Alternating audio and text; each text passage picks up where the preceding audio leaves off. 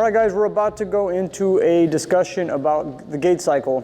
Why am I such a huge proponent of the gait cycle? It's because humans have done this probably more than anything. They've walked and they've ran probably more than any other function that they've done with their bodies. So if you look at, let's say, a dog, or if you look at an owl, if you look at a fish, it's clear that their muscles form to what they do most, what their bodies are doing most throughout the day. And over the course of millions of years, these adaptations become programmed into their genetic structure, and this is just how they begin to function. If we look at human beings, we were tree dwellers, and then we became land dwellers. And what that changed out of us is, rather than walking on all fours, we had to start walking on 2 feet, probably to look over the savannah while we were out in the Africa, because that's when we were out in Africa, because that's where we originated from as Homo sapiens. Well, not a Homo sapiens, that's where we eventually became Homo sapiens. Before that, it was Australopithecus, I believe. That's where we started. And then we just built it up until we became Homo sapiens. And Homo sapiens, in order for Homo sapiens to function well, we need to learn to walk well, and we need to learn to run well. This is the foundation of human movement. If we're going to start talking about functionality, we have to relate that directly to what we are. And we are human beings. We are not dogs. We are not monkeys. We're not doing inversions and backflips as a priority. Can you do those things? Potentially. After you've built the foundational principles of muscle activity inside your body, those things might be available to you. Until you have mastered your gait cycle, though, until you've mastered probably throwing mechanics along with that, which will be a whole other thing, until you master these types of movements, it's probably best that you don't just skip off and go move on into other realms of movement until you've gotten these things down. Again, I will stress, if you focus on your gait cycle, it will open the doorway to so many things, because the gait cycle leads to, if it's efficient, it's going to lead to great three-dimensional movement. It will lead to, obviously, great functions in terms of your breathing, core activation, living a pain-free life. I just think that every single step that you take throughout the day, every step that you take in your life, that can either be a step that either facilitates balance on your body, or a step that does the exact opposite. So I just want you guys to pay close attention to the gait cycle, what you're going to be looking at it, because I'm about to go into an explanation of it right now. So for starters, what I want you guys to consider is, in terms of anatomy, that there are parts of the body that are supposed to rotate a lot, and there's parts of the body that are not supposed to rotate a lot. If we look at the ankles, there's not a lot of rotation that happens at the ankle joint. If you guys see me going back and forth, it's more frontal plane kind of stuff that happens here. But the biggest range of motion that we're going to get at the ankle will be this plantar flexion and this dorsiflexion. You guys will see how that's moving back and forth here. That plantar and dorsiflexion is what you're going to get most. That, to me, is an indicator that the ankle is meant to move primarily. If we're talking about running, that the ankle should primarily be in the sagittal plane. Does this mean that there's not open room for pronation and supination? No, not exactly. There can be a little bit of room for that, but I will say that the majority of our movement while we are running, if I'm going to spring off my step, it should be oriented around a plantar flexion going this way. So we're here, we land on the dorsiflexion, and then we go plantar flexion, okay? So the ankle should be in the sagittal plane. The knee joint can rotate, but it can't rotate when the leg is straight. Okay? The only time the knee joint is typically going to rotate is when you are in a knee flexion.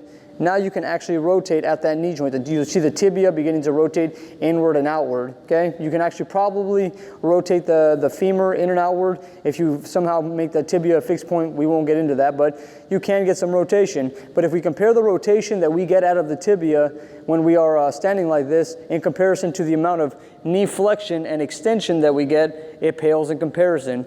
It's clear to me that the knee joint is supposed to move forward and back, just like the ankle is supposed to move forward and back in that sagittal plane. Okay? So when we begin to look at how the calves propel plantar flexion, how the quadriceps propel knee extension, the hamstrings propel knee flexion, it's clear to me that this is supposed to remain in the sagittal plane. Okay? Now if we start traveling up the hip joint, we can get hip adduction and abduction. We're looking at the left leg here. So we're getting abduction, and then we're getting adduction this way. We're getting a decent range of motion. Some people are hypermobile. They can bring the leg all the way up. I question the validity of that and how functional that's going to be, how practical that is for most humans, but that's just a pretty decent range of motion that you can get there, but it still pales in comparison to the amount of range of motion that we're going to get from here all the way through back here, right? There's much more power in the legs when they move through the sagittal plane when we're driving at the hip joint in the sagittal plane. Okay, so I want you guys to notice that tendency that the ankle tends to stay forward and back, the knee joint tends to come forward and back, and that the hip joint tends to do this. So we have ankles that do this, we have knee joints that do this, and we have hip joints that do this. That is primarily sagittal plane. If we are going to walk and run and sprint, your legs should be prioritizing that plane of motion, okay? So as I do a hip extension on this leg should be moving in the sagittal plane to reciprocate the action of this leg, and that is going to lead me to having a more efficient gait cycle because I'm propelling myself in the sagittal plane. The muscle fiber formations, the way that the glute max is formed, the adductors form, it's clear that our legs are supposed to move in the sagittal plane, okay? In terms of what happens at the core with our gait cycle, the TBA needs to be able to stabilize the spine, hold everything together so we are not incorporating these lateral pelvic shifts. Lateral tilting is one thing. Lateral shifting is another thing. When you are running and walking, you want very literal lateral shifts, if anything, if almost nothing at all. Are there times that the pelvis should laterally shift? Yes, there's going to be circumstances where it'll laterally shift, anteriorly and posteriorly shift, but for right now, when we're thinking about the gait cycle, this needs to remain fixed, if we're looking at it from the front side, of course. So this needs to remain fixed. The TBA is going to be the one that facilitates that fixed point in terms of minimizing how much the hips are going to drift back and forth. Now, why don't we want the hips to drift back and forth? Because if this drifts off to the side, that takes away now what? The sagittal plane function of the legs, the plantar flexors and all that stuff. So you may end up doing this with your ankles as you walk, and you'll start seeing patterns like this in people everywhere when you see them walk. These are the patterns that I notice most on people. So if you're starting to get this excessive hip swing or this compression coming down and up, it's going to take away from this sagittal plane function happening right here at the legs. So you want this to remain somewhat fixed, not completely fixed. You don't want it to be rigid. There needs to be a little hip hike and hip drop, but for the most part, it should remain primarily still. Okay, the next portion that we're going to look at, after we've already looked at the core should be nice and fixed. Now we're going to see how the core relates to the torso. And you guys have seen me talk about the thoracic rotation. And pay attention to that, because most of what we've been focusing on as of late, guys, has been oriented around this rotation of the torso, right? The stabilization of the core and the legs moving somewhat in the sagittal plane. And it's mainly because we're trying to build this foundation for this gait cycle. So now we got to think about how the torso is relating to the core and the pelvis. And that's going to mean that every single time that we are incorporating our walk and we get this rotation, that's what's going to send this leg forward and facilitate a positioning of my entire body that will enable my legs to work in the sagittal plane. At the end of the day, what we really want to propel us when we come forward are our calves, our hamstrings, and our glute max. That's really what drives us forward on each one of our steps. It's an entire lower posterior chain going on here. There's a very, very powerful section of muscles. This whole thing running all the way down to the plantar fascia. That's what propels us into forward motion.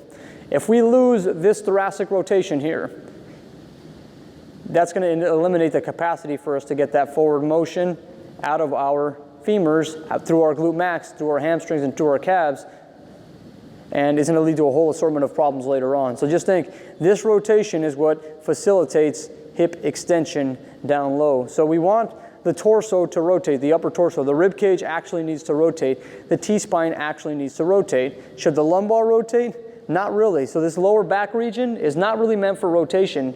What it's meant for is more lateral bending, and this is what relates to that whole lateral tilting coming this way. Your QLs are associated with that. You're having the internal and external obliques that are associated with that. All those things are fine, but if you're getting the lateral tilt. But the lumbar vertebra only rotate about 1 degree to each side, whereas the thoracic vertebra rotate way, way more. So the T-spine's that mid-back region, that area can rotate plenty, okay?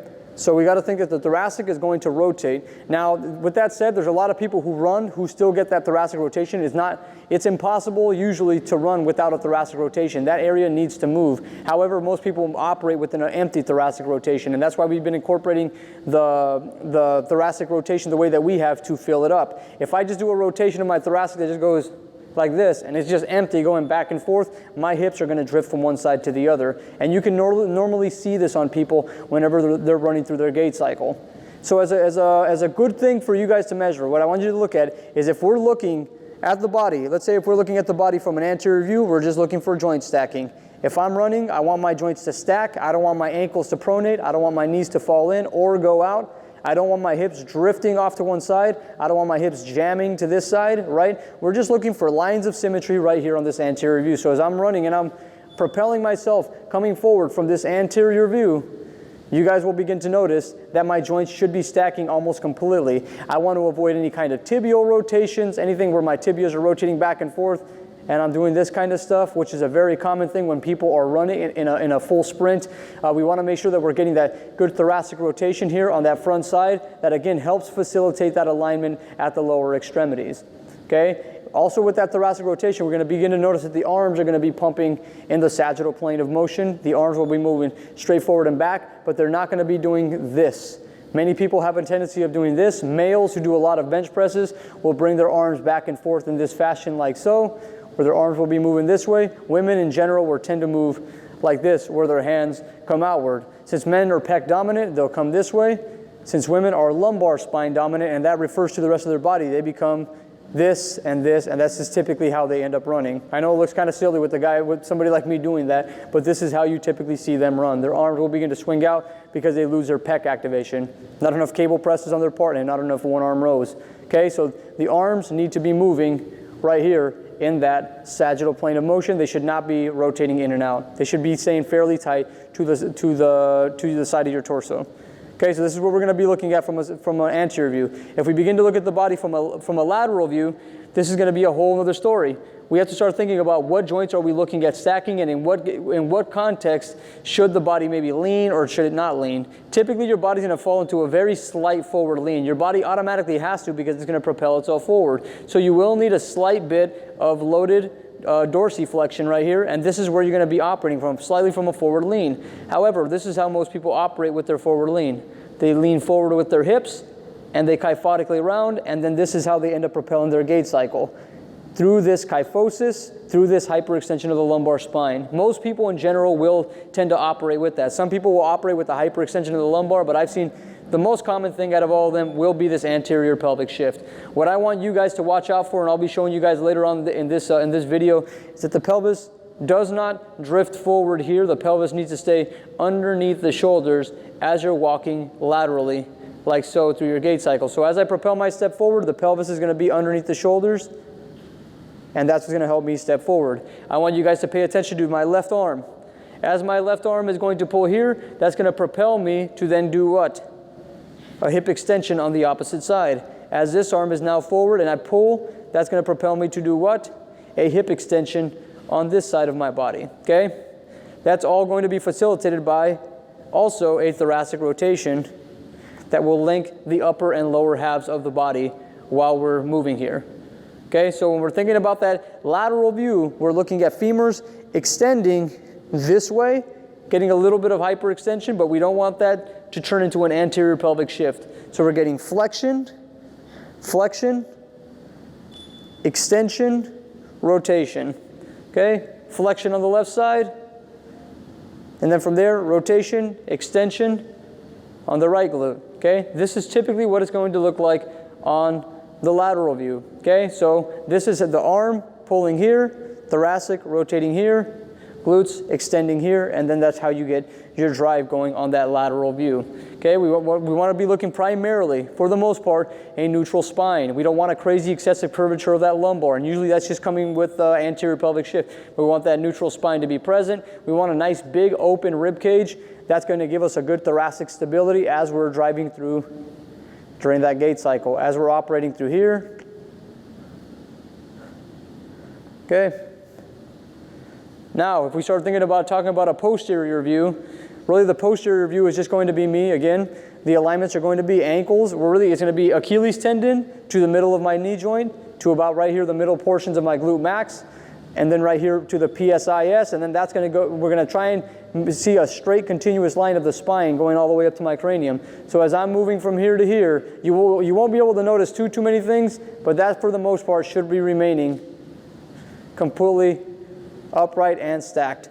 The most common problem you are going to see from the posterior side, if I show you guys here, this will be the issue that I tend to find most on people when they're running, that as soon as they step, they will be going here, boom, and they'll get this drop, and then you end up getting this jarring action where people get this and their lumbar takes an absolute pounding. I'll see if I can show you guys some video of that on another in this program, showing you what one of the most common problems is, and there's no way that you can resolve this issue that happens so much on people. And usually you just see this hip swing from one side.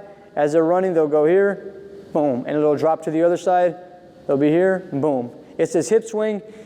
It's all too common of an occurrence amongst people in our culture. It happens everywhere. So that longitudinal compression in terms of the spine having gravity dominate it, and then the pelvis just kind of swinging freely back and forth, which is unbelievably damaging. That's usually what you're mostly going to see from the posterior side. The legs should still be traveling in the front to back. We shouldn't be seeing the arms flare out. The main difference you'll notice from the front and the back views is going to be really the hips. What you'll really be able to note on the back side is the symmetry of the hips on whether they're swinging back and forth or not. So when we're looking at that posterior view, we want a nice spring that happens every single time that you're going into that extension phase. You want there to be a good spring.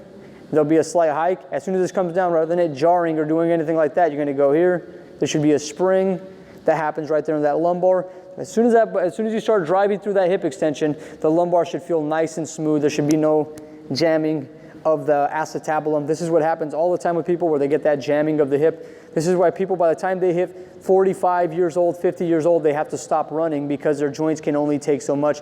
The hip can only take so much compression until the body says, okay, enough is enough. Every single time that you take a step, you have to consider, if I'm walking and I'm jamming my hips, all those tight IT bands, those short IT bands, they are short.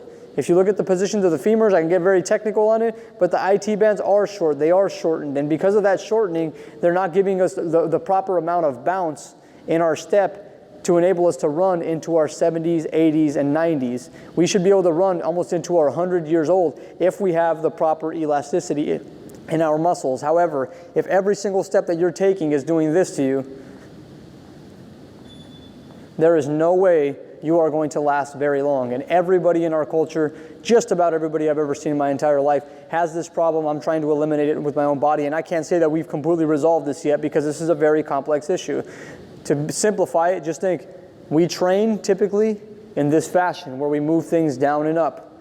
Very rarely do we train in things that move us in these horizontal planes. When you think of a running as an action, yes, there is a little bounce to it. Yes, it is longitudinal, but the priority in terms of force production when we're thinking about running through our gait cycle is going to be horizontal, right? Most of our movements are going to be happening this way, and that's what's going to propel us to drive forward and get all the power that we're seeking as we do our movements, okay? So these are the forces that we have to account for if we want to take away this pressure going this way.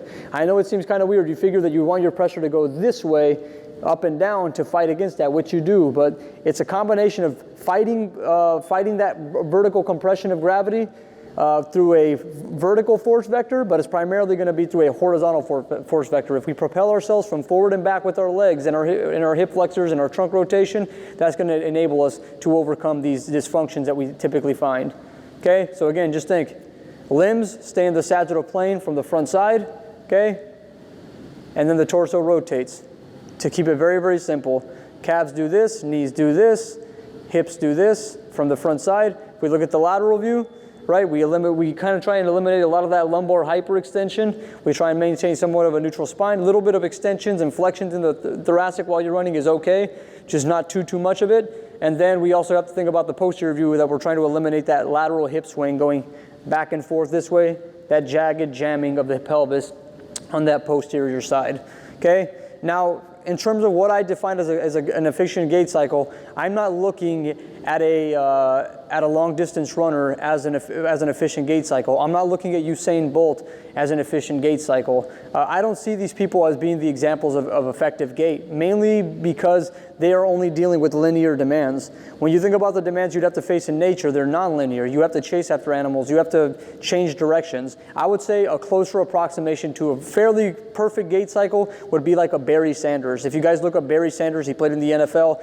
He moved in all three dimensions and he was very strong. It wasn't wasn't just that he could run fast, but he could run in all three dimensions. And if somebody grabbed him, it was very difficult to take him down too, because his body was so connected. So he had a great connectivity through his body, but he was also very agile in 3 planes of motion. So his gait cycle, to me, would be that of a much more functional athlete than most other athletes, because he not only had the speed, he had the actual agility to move in all 3 planes of motion, and he had the strength and stability through that agility. So as soon as somebody tried to push him or tackle him, he still had the resilience to battle against the forces of somebody grabbing him. So he had all 3 of those factors, and that to me is what would determine an efficient mover, and in general, somebody that would have a more effective gait cycle. Anyways, we're about to start approaching some corrective exercises. We're going to go into a few more of them that are going to help assist you in this process of modifying the way that you walk and you run, and essentially transforming the way that you move forever. I'll see you guys soon.